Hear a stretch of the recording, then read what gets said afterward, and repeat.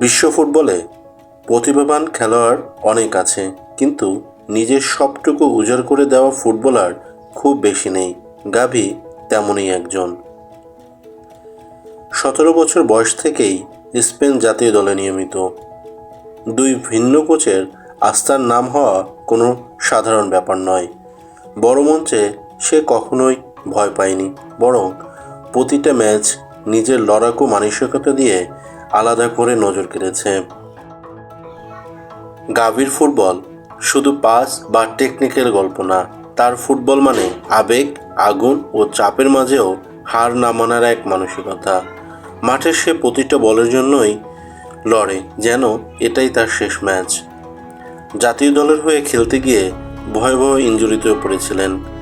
অনেকেই তখন ভেবেছিলেন ফিরে এসে আগের মতো গাভিকে হয়তো আর দেখা যাবে না, কিন্তু সে আবার ফিরেছে, আবার লড়েছে, আবারও বার্সেলোনার মাঝ মাঠে নিজের শক্ত জায়গা করে নিয়েছে।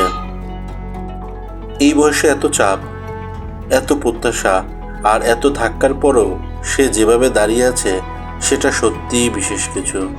তাকে শুধু প্রতিভাবান ফুটবলার বললে কম বলা হয়, সে একজন সত্যিকারের ফুটবল যোদ্ধা।